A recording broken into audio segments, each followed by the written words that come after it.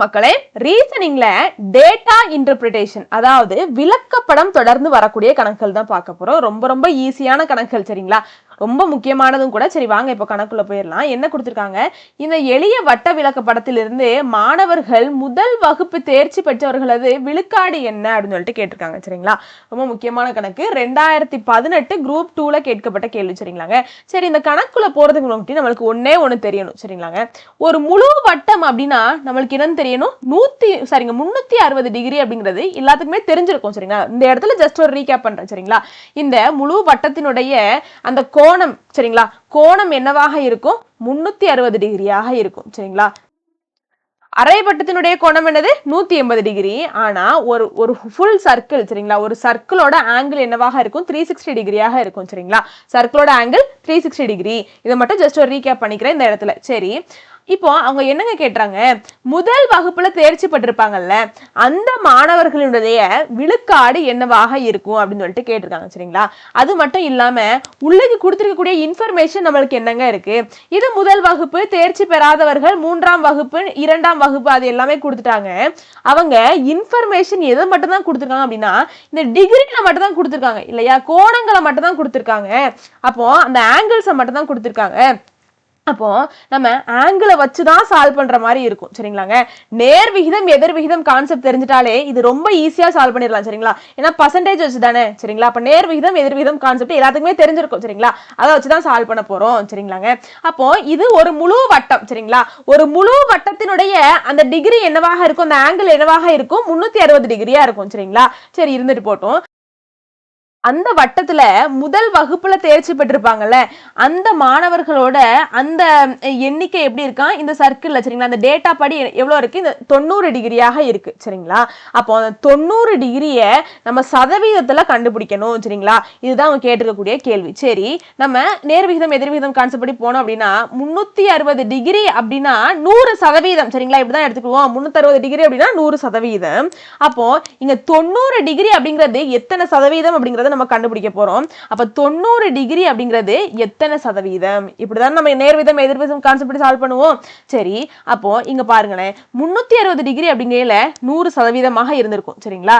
இப்போ ஒரு 90 டிகிரி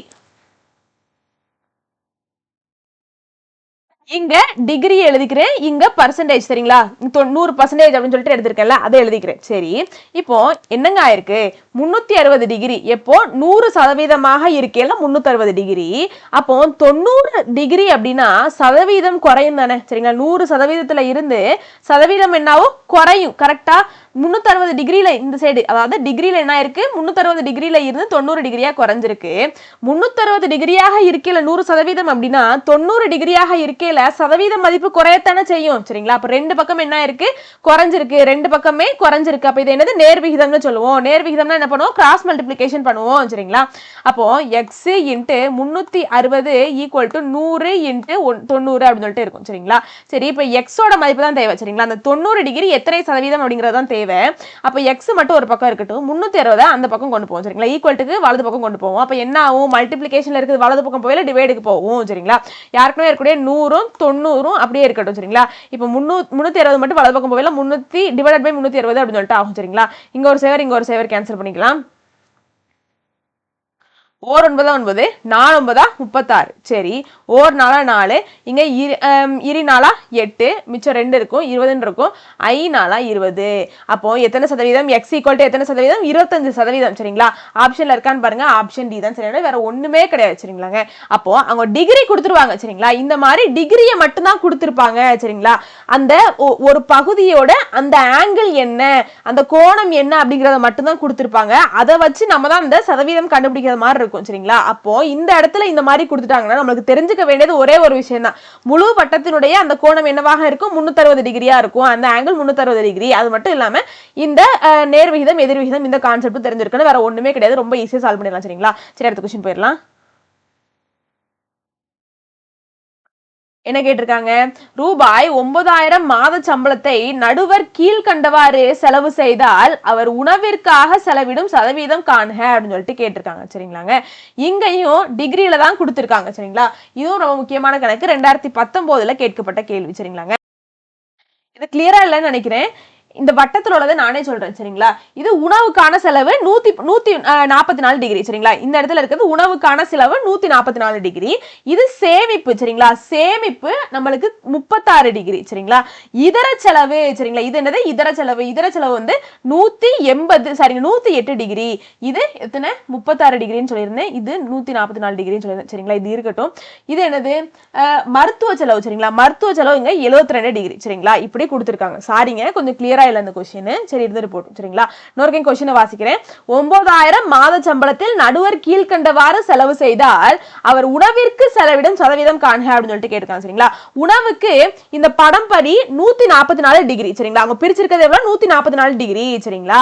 சரி இருந்துட்டு போட்டும். நம்மளுக்கு என்ன தெரியும், ஒரு முழு வட்டத்தினுடைய அந்த கோணம் 360 டிகிரி அப்படிங்கிறது தெரியும் இல்லையா. அந்த 360 டிகிரி தான் நம்மளுக்கு 100% சரிங்களா. அவங்க சதவீதத்துல தானே கேட்டிருக்காங்க. அப்ப இதை 100% எடுத்துக்கணும் சரிங்களா. ஒரு உணவுக்கு செலவிட்டது எவ்வளோ அந்த சதவீதத்தை காண்க அப்படின்னு சொல்லிட்டு கேட்டிருக்காங்க.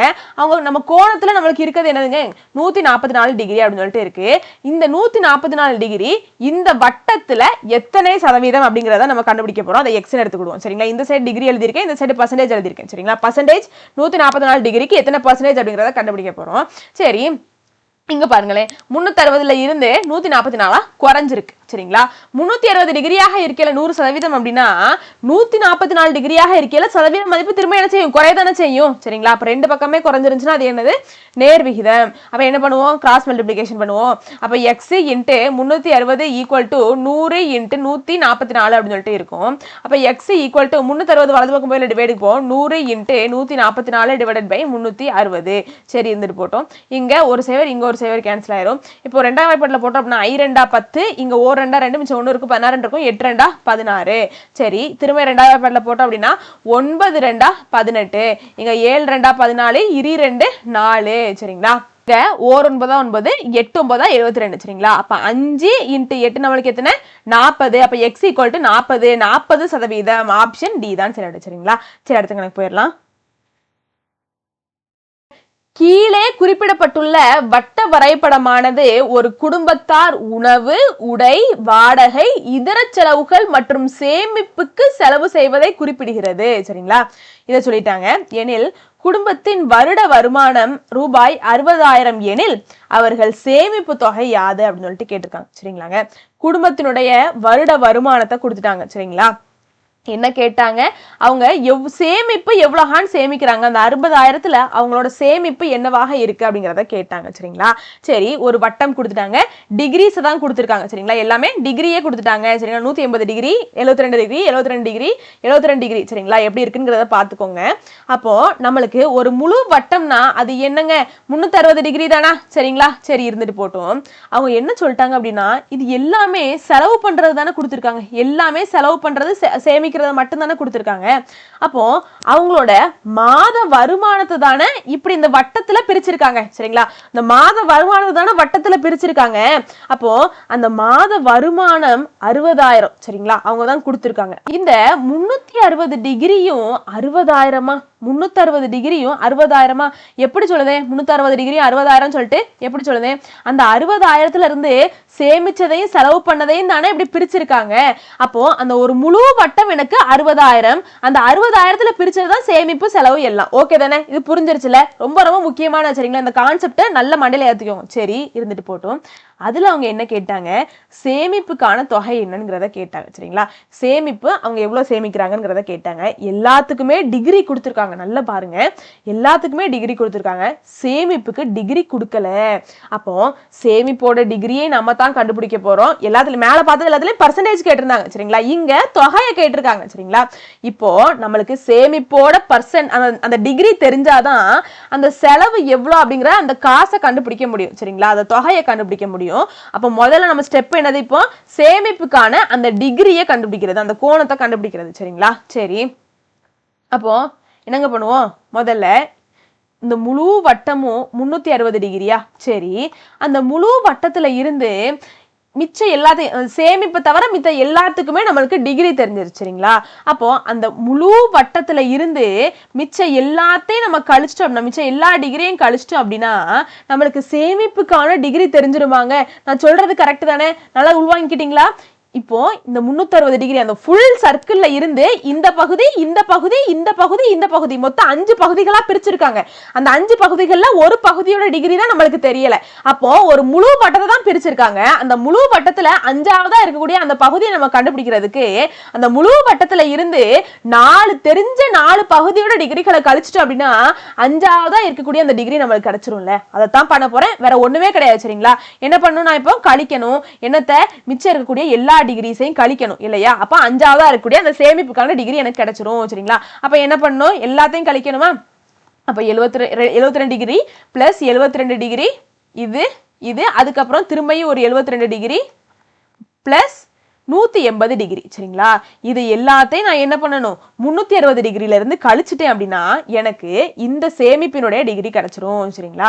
சரி, 360 டிகிரி மைனஸ் 72 பிளஸ் 72 நம்மளுக்கு எதுன்னு, அதாவது 70 பிளஸ் 70 140 பிளஸ் 2 பிளஸ் 2. சரிங்களா? 70 பிளஸ் 70 140, 2 பிளஸ் 2 4, அப்போ 144. சரி, இருந்துட்டு போட்டும். அந்த 4 விட்டுருங்க, 140 மட்டும் இருக்கு. திரும்ப ஒரு 70 சேர்த்தோம் அப்படின்னா 210 ஆகும்.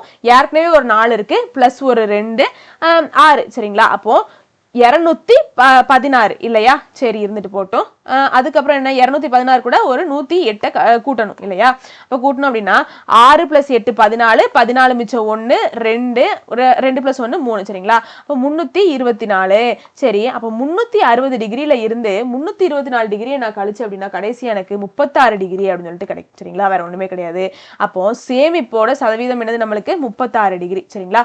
சரி, இப்போ இது நம்மளுக்கு தெரிஞ்சிருச்சா? இப்போ நம்ம ஈஸியா கண்டுபிடிச்சிடலாமா? சரி, வாங்க இப்ப மேல போயிடலாம். மேலனா கணக்கு செய்ய. சரிங்களா? சரி, இப்போ இந்த 36 டிகிரியோட அந்த 36 டிகிரி அப்படின்னா அந்த தொகை என்ன அப்படிங்கறத இப்ப நம்ம கண்டுபிடிக்கணும். சரிங்களா? சரி, 360 டிகிரிக்கே 60,000. சரிங்களா? 360 டிகிரில இருந்து 36 டிகிரி இந்த சைடு குறைஞ்சிருக்கு. 360 டிகிரிக்கே 60,000 அப்படின்னா அப்போ என்ன செய்யுங்க, 36 டிகிரிக்கு தொகை இன்னும் கம்மியாகத்தானே ஆகும். சரிங்களா? இப்போ என்ன பண்ண போறோம், நேர் விகிதம் படி இருக்கு. அப்போ கிராஸ் மல்டிப்ளிகேஷன் பண்ணுவோம்.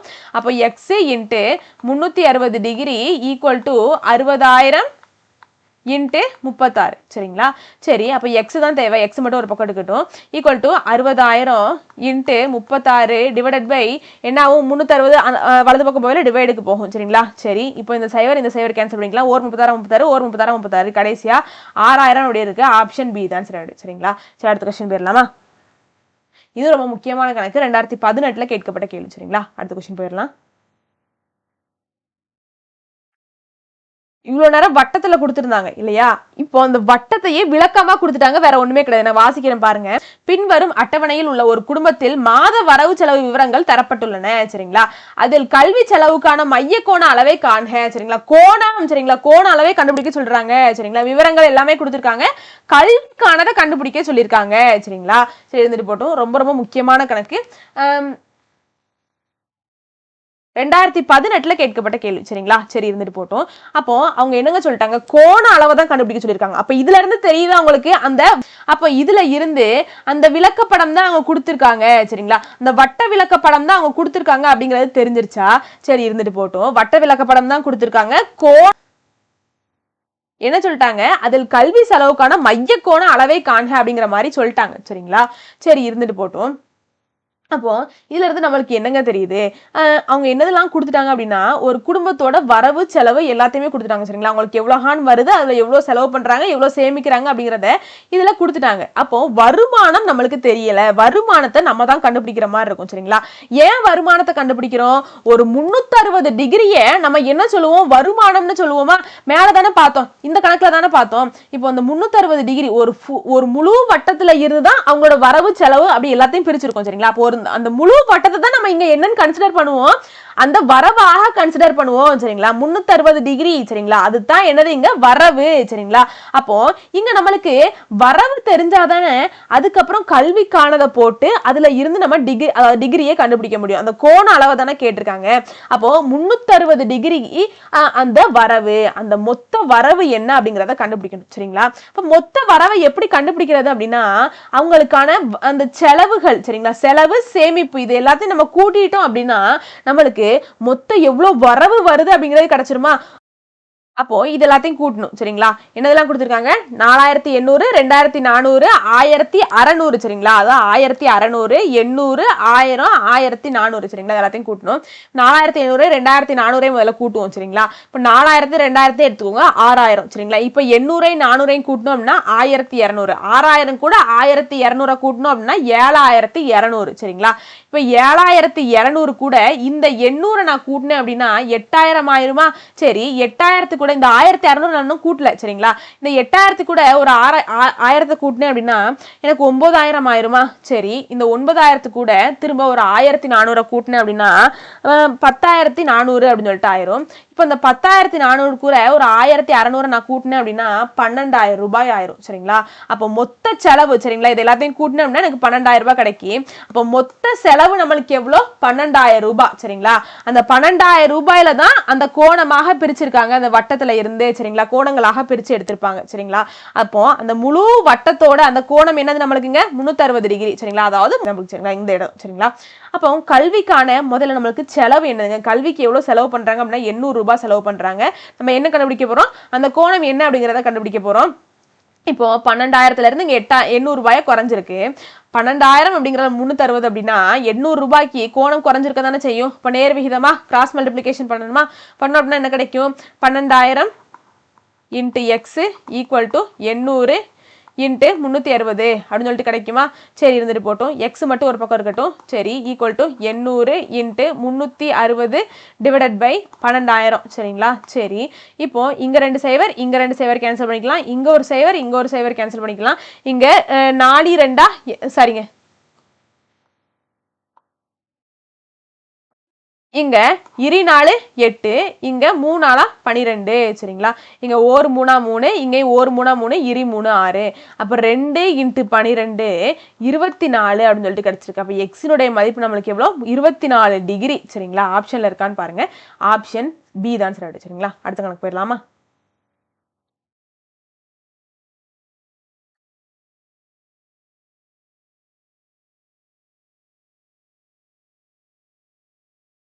ஒரு படத்தை கொடுத்துட்டாங்க, மேலே கொடுக்கப்பட்டுள்ளவற்றுள் எந்த வயது இடைவெளி ஜோடி சமமான எண்ணிக்கையில் பொருட்களை கொண்டுள்ளன அப்படின்னு சொல்லிட்டு கேட்டிருக்காங்க.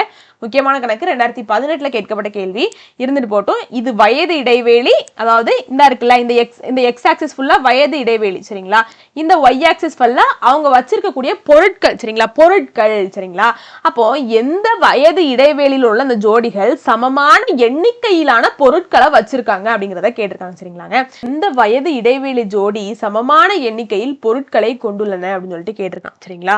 அதாவது வேற ஒண்ணும் கிடையாது, 2 வயது இடைவெளி உள்ள அந்த ஜோடிகளை எடுத்துக்கிட்டோம் அப்படின்னா அவங்க கிட்ட பொருட்கள் ஒரே எண்ணிக்கையிலான பொருட்கள் இருக்குமா, அப்படிப்பட்ட அந்த ஜோடியை கண்டுபிடி அப்படின்னு சொல்லியிருக்காங்க. ஓகே தானே, இப்ப புரியுது இல்ல. சரி, அப்போ இந்த 15 to 20 வரைக்கும் எடுத்துக்கிட்டோம் அப்படின்னா சமமான பொருட்கள் இவங்க வச்சிருக்கிற அளவுக்கு வேற யார்கிட்டயுமே இல்ல சரிங்களா. அவங்களுக்கு மட்டும்தான் அந்த 15 பொருட்கள் இருக்கு, வேற யாருக்குமே அந்த 15 பொருட்கள் இல்ல சரிங்களா. சரி, இருந்துட்டு போட்டோம். அதுக்கு கீழே உள்ளதை பாருங்க, 20 to 25 வரைக்கும் அவங்களுக்கு மட்டும்தான் அந்த எண்ணிக்கையிலான பொருட்கள் இருக்கு, வேற யாருக்குமே அவங்களுக்கு இருக்கக்கூடிய எண்ணிக்கையிலான பொருட்கள் இல்ல சரிங்களா. சரி, இருந்துட்டு போட்டோம். இப்போ இங்க பாருங்க, அதுக்கும் கீழே உள்ளவங்களை பாருங்க, அவங்க அதாவது 25 to 30 வயசு இருக்கவங்களுக்கு பாருங்க, அவங்களுக்கு அந்த 5 பொருட்கள் இருக்கு, வேற யாருக்கிட்டயுமே 5 பொருட்கள் இல்ல, அவங்க கிட்ட மட்டும்தான் அந்த 5 பொருட்கள் இருக்கு சரிங்களா. இந்த மாதிரி தான் கம்பேர் பண்ணிக்கணும். மேல ரொம்ப பெருசா இருக்கவங்களையும் பாருங்க, அவங்க கிட்ட மட்டும்தான் எவ்வளவு இருக்கு, 25 நினைக்கிறேன், 25 தான். அந்த 25 பொருட்கள் அவங்க கிட்ட மட்டும்தான் இருக்கு சரிங்களா, வேற யார்கிட்டயுமே இல்ல. இப்போ இங்க பாருங்களேன், இது 10 to 15, இது 35 to 40, இவங்க கிட்ட மட்டும்தான் இந்த 10 பொருட்கள் இருக்கு சரிங்களா. இந்த 2 ஜோடிகள் கிட்டையும் எப்படி இருக்கு, 10 பொருட்கள் இருக்கு சரிங்களா. அவங்க கேட்டிருக்கிறது மேலே கொடுக்கப்பட்டுள்ள எந்த வயது இடைவெளி ஜோடியில் சமமான எண்ணிக்கையில் பொருட்களை கொண்டுள்ளன அப்படின்னு சொல்லிட்டு கேட்டிருக்காங்க. 10ல இருந்து 15 வரைக்கும் உள்ளவங்களுக்கும் 35ல இருந்து 45 வயசு வரைக்கும் உள்ளவங்களுக்கும் சமமான பொருட்கள் இருக்கு. ஆப்ஷன் பி தான் சரிங்களா. கரெக்ட் தானே. இந்த வீடியோ உங்களுக்கு பிடிச்சிருக்கும் நம்புறேன். வெற்றியை நோக்கி உங்கள் பயணத்திற்கு என் வாழ்த்துக்கள். நன்றி, வணக்கம்.